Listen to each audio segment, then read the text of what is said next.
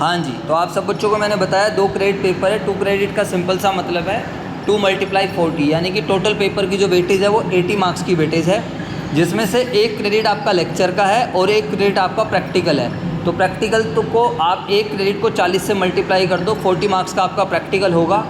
वो आपका दिसंबर में होगा 6 से लेके 15 के बीच में।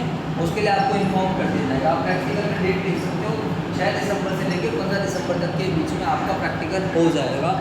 आपके 15 दिसंबर से एग्ज़ाम स्टार्ट होने वाले हैं, जैसे कि आप लोगों ने पूरा शेड्यूल देखा होगा।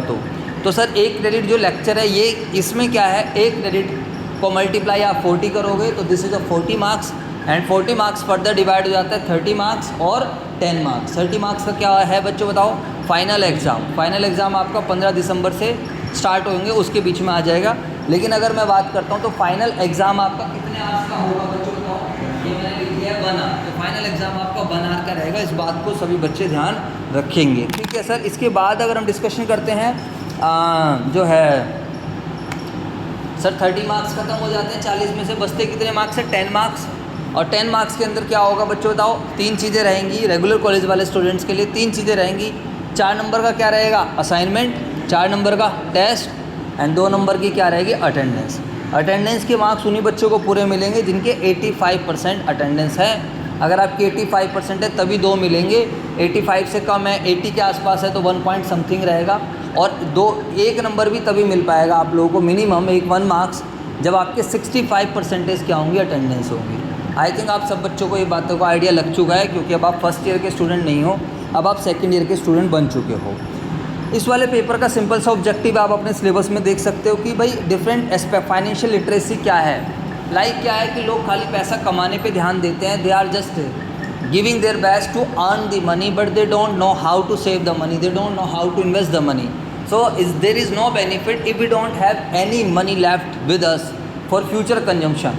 लाइक अगर फ्यूचर में कोई कंटीजेंसी आ जाए, कोई प्रॉब्लम आ जाए और हमें उसके लिए किसी से पैसे मांगने पड़ जाते हैं, देन ऐसा there is no benefit of जो है अर्न करने का फ़ायदा क्या हुआ। अब अर्निंग का खाली ये मतलब नहीं है कि आप खाली आज कमाओ और आज अपनी लाइफ को क्या करो, अच्छे से जियो। लाइक आप लोगों ने 10th क्लास में सस्टेनेबल डेवलपमेंट पढ़ा होगा, याद है कुछ किसी बच्चे को व्हाट इज़ सस्टेनेबल डेवलपमेंट कि यार meeting the present requirement in such a manner so that future generations can also utilise the natural resources. खाली ऐसा मत यूज़ करो कि भैया बस हम जो हैं अपने लिए ही बस खाली यूज़ कर लें, बाकी फ्यूचर जनरेशन को मिले या ना मिले, तो ऐसा नहीं है। अब हमारे पूर्वजों ने भी हमें कितना कुछ दिया है, आप सोचिए, हमारे दादा दादी, बात करते हैं पापा, कितना कुछ उन लोगों को दे के गए और हमारे पापा ने उस वेल्थ को बढ़ाया है। तो अगर आप सोचिए, इधर देख लीजिए सभी बच्चे, अगर आप सोचिए हम जो भी कुछ कमाएंगे वो सारा का सारा हम क्या करेंगे, खर्च कर देंगे, तो बताओ will we able to generate more wealth, क्या हम कोई वेल्थ जनरेट कर पाएंगे। वेल्थ बातों से जनरेट नहीं हो जाती है कि हाँ यार बस ठीक है कमाते हैं नहीं, for the purpose of wealth generation you have to save the money. बात समझ में आया नहीं है। कुछ लोगों के अंदर ये इनबिल्ट रहता है प्रोसेस सेविंग का, एंड कुछ लोगों के अंदर ये आदत नहीं होती है। तो उसके लिए बच्चों आपका एक सब्जेक्ट बनाया गया कि आप फाइनेंशियली लिटरेट हो, पैसों के बारे में सीखो। क्योंकि किसी ने सही बात कही है कि पैसा कमाना तो सबको आता है, बट पैसा यूज़ करना हर किसी को नहीं आता। समझ में आया नहीं है। तो अब आप फर्स्ट ईयर में हो, सेकंड ईयर के बच्चे, अगर आप इन सब चीज़ों को समझोगे तो आपकी आने वाली लाइफ कितनी अच्छी हो सकती है। तो पेपर बहुत बढ़िया है। जैसे डिजिटल एम्पावरमेंट था, वो भी अपने आप में एक अच्छा पेपर था। मुझे पेपर मिला है, मैं आपको बहुत अच्छे तरीके से कराने की कोशिश करूँगा, ठीक है बच्चों। बताओ तो लर्निंग ऑब्जेक्टिव क्या है कि भाई familiarity with different aspect of financial literacy, saving, investment, taxation, insurance. कल को आप अच्छा खासा अर्न करोगे, you have to pay tax. कल को हमारी सिचुएशन कुछ भी बेकार भी हो सकती है, हमें इंश्योरेंस भी लेना पड़ता है अपने फ्यूचर को कवर करने के लिए, रिस्कों को कवर करने के लिए। ये सब चीज़ें हम यहाँ पर डिस्कस करेंगे। Understand the relevance and process of financial planning, कि फाइनेंशियल प्लानिंग कैसे करते हैं, क्या प्रोसेस है, सबसे पहला स्टेप क्या होगा, सेकंड स्टेप क्या होगा, थर्ड स्टेप क्या होगा। That is simply process. And relevance का मतलब क्या होगा, importance. Why we are doing the financial planning, what is the need of financial planning. बात समझ आ रही है नहीं आ रही है। मेरी क्लास में आप लोगों को पार्टिसिपेट करना है, रिस्पॉन्ड करना है, यस सर, हाँ जी, समझ में आ रहा है। Promote financial wellbeing, financial wellbeing क्या होता है, इन सबको प्रमोट करना। लर्निंग आउटकम्स, अब इस वाले कोर्स को पढ़ने के बाद आपके अंदर डेवलप हो जाएगा, develop proficiency for personal and family financial planning. आप लोगों को मेरे लेक्चर्स के बाद यू विल रियलाइज़ कि हाँ यार, what is the importance of saving, what is the importance of investment. मैंने खुद अभी 3-4 दिन से मैंने ये मतलब ये सब जब से पढ़ाने लगा हूँ तो मेरे अंदर चेंज आ गई। अदरवाइज़ तो मेरी पर्सनैलिटी ऐसी है, मैंने कभी आज तक सेव नहीं करा। मैं आपको बताऊँ, मैं काफ़ी टाइम से मैंने बहुत अच्छा अर्न करा, अपने कोचिंग इंस्टीट्यूट में बहुत बढ़िया कमाया। बट ये है कि थोड़ा बिजनेस माइंडेड वाली आपको तरह यार, जब सेविंग की बारी जाए, जब अच्छा कमाएंगे फ्यूचर में तब सेव कर लेंगे, कोई दिक्कत नहीं है। अभी जो भी कुछ कमाया बिज़नेस में लगा दिया, एसेट्स ले ली, बिज़नेस के लिए चीज़ें ले ली। बट आफ्टर स्टडिंग दिस जो भी है ये सिलेबस पढ़ने के बाद, चैप्टर्स पढ़ाने के बाद, तो मुझे खुद इम्पोर्टेंस रियलाइज़ हुई कि हाँ यार ये सब करना चाहिए। और मैंने अभी कुछ प्लान्स लिए हैं जिससे मैं क्या कर रहा हूँ, थोड़ा सेविंग करना स्टार्ट कर रहा हूँ। बात समझ में आई है नहीं? तो I will connected with the real examples, अपने एग्जाम्पल्स, अपने भाई के जो भी प्रैक्टिकल लाइफ के एग्जाम्पल्स होंगे, एंड डेफिनेटली आप लोगों के अंदर भी काफ़ी कुछ चेंजेस आएगा इससे। तो अब प्रोफिशिएंसी आएगी personal and family financial planning की, और apply the concept of investment planning कि भाई सेविंग क्या है, खाली प्लानिंग से बात बन जाएगी क्या, इन्वेस्टमेंट कहाँ करनी है, पोर्टफोलियो कैसे बनाना है, कैसे हम इन्वेस्ट कर रहे हैं, ये सब चीज़ें हम सीखेंगे। Ability to analyse banking and insurance product, आप लोग एनालाइज, अब एक एजेंट आ जाता है, इंश्योरेंस एजेंट, वो कहेगा जी आप मेरा ये वाला इंश्योरेंस ले लो, तो आपके पास बहुत सारे ऑप्शंस रहते हैं। लाइक जब आप शॉपिंग करने जाते हो, आपका एक बजट कॉन्स्टेंट रहता है, वहाँ पर मल्टीपल ऑप्शंस रहते हैं, तो आप वो प्रोडक्ट खरीदते हो जो आपकी मैक्सिमम रिक्वायरमेंट को जो क्या कर रहा हो, पूरी कर, जो मैक्सिमम नीड वांट्स को क्या कर रहा हो, सेटिस्फाइड, और जो आपके बजट में भी हो। उसी तरीके से अगर कोई इंश्योरेंस एजेंट आपके पास आ रहा है, वो आपको क्या कर रहा है, अपने डिफरेंट प्रोडक्ट्स बता रहा है, तो आप कौन सा प्रोडक्ट लोगे, तो पहले उसके लिए हमें पता भी तो होना चाहिए कि भाई कौन सी चीज़ बढ़िया है और कौन सी चीज़ क्या है, बेकार है। समझ में आया? कुछ है नहीं है। तो यहाँ पर बैंकिंग इंश्योरेंस प्रोडक्ट रहते हैं, लाइक पीपीएफ में पैसा लगाएं हम लोग, या फिर आरडी खुलवाएं, या एफडी में पैसा डालें, या खाली सेविंग अकाउंट्स कर लें, या हम हाइब्रिड फंड्स में पैसा लगाएं, या इक्विटी मार्केट में पैसा लगाएं, म्यूचुअल फंड्स लें। अब म्यूचुअल फंड्स में भी बहुत सारी स्कीम होती है, लाइक डिविडेंड डिस्ट्रीब्यूशन स्कीम है, ग्रोथ स्कीम है, तो मतलब डिविडेंड री इन्वेस्टमेंट प्लान्स रहते हैं। तो सर ये तो समझ में ही नहीं आ रहा, ऊपर से जा रही हैं चीज़ें। डोंट वरी, आपका म्यूचुअल फंड का चैप्टर भी है जहाँ पर हम इसको डिस्कस कर रहे होंगे। बात समझ में आई या नहीं है? तो पेपर बहुत बढ़िया है। और देखो बैक सैक जो बनाए, इधर देख लीजिए मेरी तरफ सारे बच्चे बैक पेपर बनाएगा वैल्यू एडिड कोर्स। अगर आप इसके नाम पे जाओगे तो this is not related with your subject, this is not related with your core papers, but this is relevant for your value addition. Like यार अब हम कॉलेज में आ रहे हैं तो हमारी ड्रेसिंग सेंस, बातचीत करने का तरीका, सब चीज़ें मैटर करती हैं। तो कुछ वैल्यू एडिशन करना जिससे कि आपकी जो लाइफ है ना बच्चों, आने वाली लाइफ, वो थोड़ा स्मूथ हो सके, आप अपनी लाइफ को आसानी से जी सको। उसी तरीके से डिजिटल एम्पावरमेंट, ऐसे बहुत सारे कोर्सेज।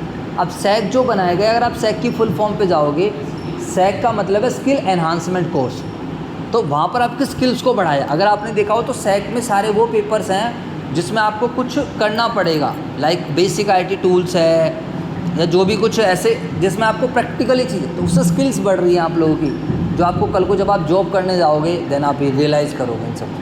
तो कोर्सेज काफ़ी सही बनाए गए हैं और इतनी ज़्यादा बर्डन भी नहीं है, छोटा छोटा क्या नाम है वेटेज है, आराम से चीज़ें निकल जाती हैं।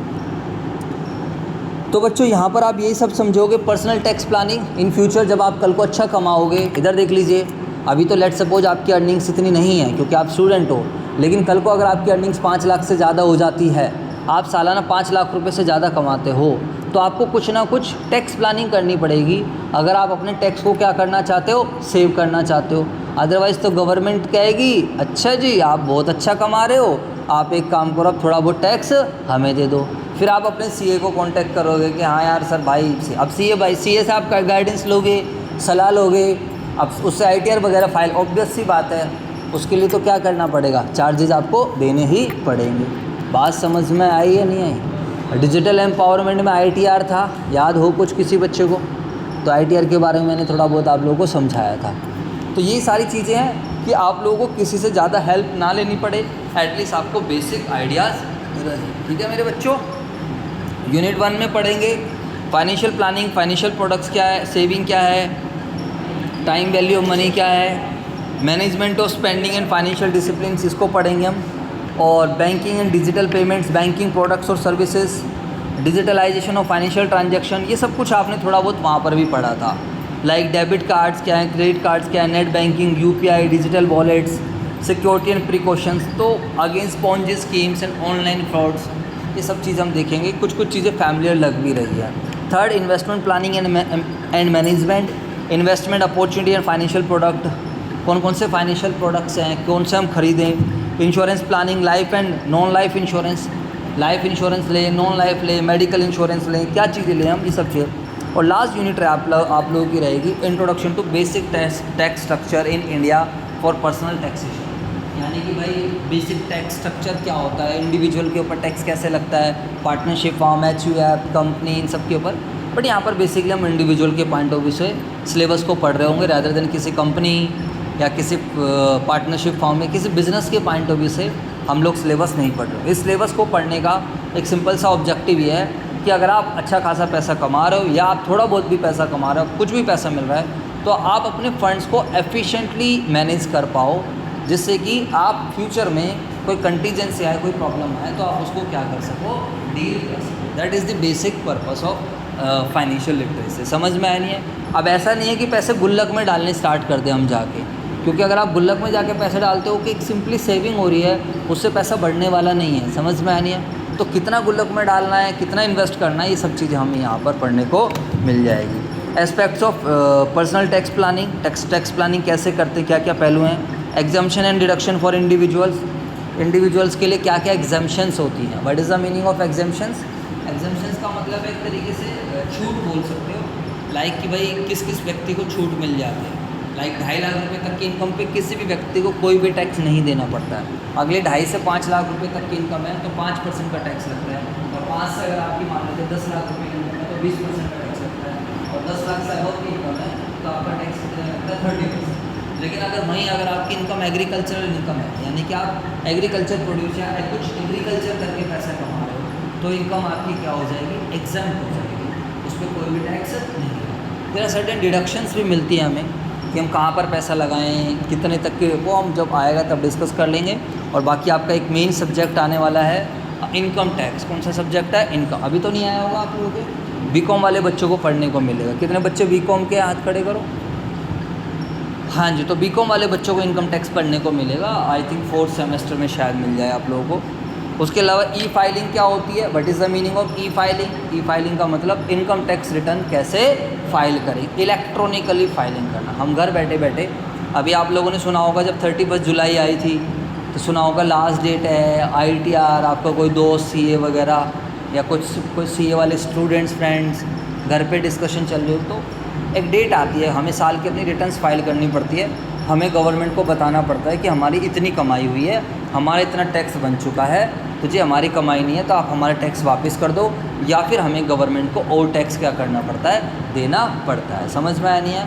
उसको बेसिकली हम ई फाइलिंग बोलते हैं। तो जब टॉपिक आएगा then I will teach you some of the theoretical और प्रैक्टिकल कंपोनेंट्स क्या हैं, क्योंकि सर प्रैक्टिकल्स आपका लेना है हमें, तो प्रैक्टिकल देख लेते हैं कि but they are expecting from us, वो हमारे से क्या एक्सपेक्ट कर रहे हैं। तो प्रैक्टिकल कंपोनेंट में है regular class activities to enhance students understanding of topic and the application of concept. The case study method में भी फॉलोड एज टीचिंग पढ़े। केस स्टडी मेथड बनाकर हम लोगों को स्टडीज़ करने की एडवाइस दी जा रही है। समझ, जैसे कि मैं आप लोगों से करवाऊँगा, देखते हैं हम किस तरीके से करेंगे। Numerical question pertaining to each unit wherever applicable should be practices.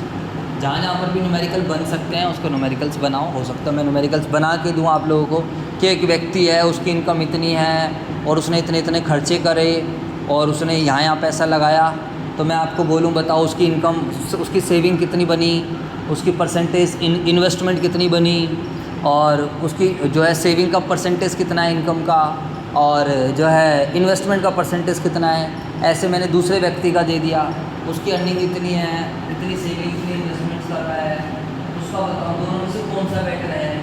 बात समझ में आई है नहीं है? ये सब चीज़ हम थोड़ा बना लेंगे। उसके अलावा for the second unit student में भी assign a project wherein they can log on to the website of various bank and can conduct in-depth analysis and comparison of various financial। आई बात समझ में नहीं आई? तो सेकंड यूनिट में आपको bank पे जाना है, बैंक की वेबसाइट्स पे क्या करना है, विजिट करना है, एंड विजिट करके जो बैंक के वेरियस प्रोडक्ट्स हैं उन सब के बारे में देखना है कि भाई बैंक जब आप जाओगे कभी बैंक के कस्टमर केयर पे कॉल कर लेना, पता चल जाएगा। फाइनेंशियल लिटरेसी समझ में आया? तो इसमें ये समझे थे, थोड़ा सीख जाओगे तो फिर उसमें पढ़ने में मज़ा आएगा। For the unit third, a project relating to building a dummy portfolio of the stock and tracking their returns. फिर आपको डमी पोर्टफोलियो बनाना है। पोर्टफोलियो बेसिकली क्या होता है? Combination of various securities. आपने कुछ रिलायंस के स्टॉक ले लिए, कुछ आपने टाटा के ले लिए, कुछ एयरटेल, कुछ जो जितने भी जो कंपनीज़ हैं सबके थोड़े थोड़े स्टॉक्स ले लिए। यानी कि एक सिक्योरिटी में ना पैसा लगा के you are investing in different kinds of security. That is basically portfolio. समझ में आई बात या नहीं है? तो फिर पोर्टफोलियो में लगाओ, क्या रिटर्न्स मिल रही है ये डिस्कस करेंगे। एंड इन्वेस्टमेंट बजट में भी given to the student to select investment option that maximise the return and minimise the taxation policy. तो मतलब एक बजट दे दिया जाए आप लोगों को, इतना पैसा है, अब आप बताओ कहाँ पैसा लगाओगे जिससे कि आपकी रिटर्न्स मैक्सिमम आए एंड आपको टैक्स कम से कम देना पड़े। ठीक है जी। For the last unit student में also file a dummy IT. तो ITR वगैरह हम करवा देंगे आप लोगों को। इवन मैंने डिजिटल एम्पावरमेंट में भी बच्चों को पूरा पोर्टफोलियो पे मैं लेके गया था, जो क्या बोलते हैं पोर्टल पे मैं लेकर गया था, और सब बच्चों को ITR के बारे में मैंने बताया था। समझ आया नहीं? तो पूरा ITR के बारे में डिटेल्स में मैं आप लोगों को समझा दूंगा। जैसे भी अब यहाँ पर तो नहीं हो पाएगा तो कंप्यूटर लैब में चल लेंगे या फिर जो है लैपटॉप वगैरह से क्लास कर लेंगे, कोई प्रॉब्लम नहीं है। उसके अलावा स्टूडेंट में conduct a financial literacy survey among at least 25 respondents to measure the level of financial and share the findings in the awareness in the form of report। तो हम ये भी करा सकते हैं, हम आपको एक सर्वे टाइप दे सकते हैं कि आपको अपने एरिया में 25 लोगों का डाटा फिलअप कराना है और उनके कुछ क्वेश्चन फिलअप कर बनवा लेंगे कि भाई जाओ सर्वे करके आओ, देखो कि लोगों को सेविंग और इन्वेस्टमेंट के बारे में डिफरेंस पता है नहीं पता है, कितने लोग सेविंग करते हैं और इन लोगों ने आज तक कितना सेविंग कर लिया है और उन्हें सेविंग के बारे में कैसे पता चला। तो वो हम कोशिश करेंगे, कुछ क्वेश्चनियर्स बना लेंगे, तो इस तरीके से भी काम करेंगे। समझ आया है कुछ नहीं है? तो देखो दो तरीके होते हैं पढ़ाई करने के। एक तरीका है सर हम पढ़ इसलिए रहे हैं क्योंकि DU वालों ने पेपर दे दिया जी ज़बरदस्ती और हमें ग्रेजुएशन करनी है, उसके लिए है मैंडेटरी। तो बच्चों अगर इसलिए पढ़ना है तो सीधी सी बात है, पेपर है बहुत आसान, यूट्यूब पे भी बहुत सारा कंटेंट मिल जाएगा, फिर आपको क्लास में परेशान होने की आवश्यकता नहीं है। फिर सिंपली बुक लो, अपना पढ़ो, खुद पढ़ के भी पास हो जाओगे, अपनी लाइफ को एंजॉय करो। बट मैं इस वाले तरीके को बिल्कुल मना कि कोई फ़ायदा नहीं है। मेरा मानना है पढ़ाई करो किसके लिए? नॉलेज के लिए, क्योंकि वो जो नॉलेज है ना वो आपकी फ्यूचर में काम आए, वो आपकी पर्सनैलिटी के अंदर दिखेगी। समझ में आया नहीं है? आप हमेशा अपने साथ बुक कैरी करके नहीं लेके जाओगे, आप जो भी कुछ सीखते हो उसको अपने साथ कैरी करते हो और वो कहीं ना कहीं आपकी लाइफ में काम करेगी। तो मैं तो इसीलिए कहूँगा किसी बच्चों अटेंडेंस की टेंशन लेने की आवश्यकता है नहीं मेरी क्लासेस में बच्चों, खास तौर से एनी अदर प्रैक्टिस जो भी हम डिसाइड कर सकते हैं। चलो जी सर। उसके अलावा अगर हम बुक की बात करते हैं तो ये सब कुछ है, देख सकते हो आप लोग। बाकी मेरे पास जो एक बुक है मैं आप लोगों को सजेस्ट कर दूँगा, I think doctor Rajni ma'am की बुक है, आप उनको ले सकते हैं। ठीक है मेरे बच्चों। तो दिस इज़ ऑल अबाउट क्या नाम है फाइनेंशियल लिटरेसी सिलेबस।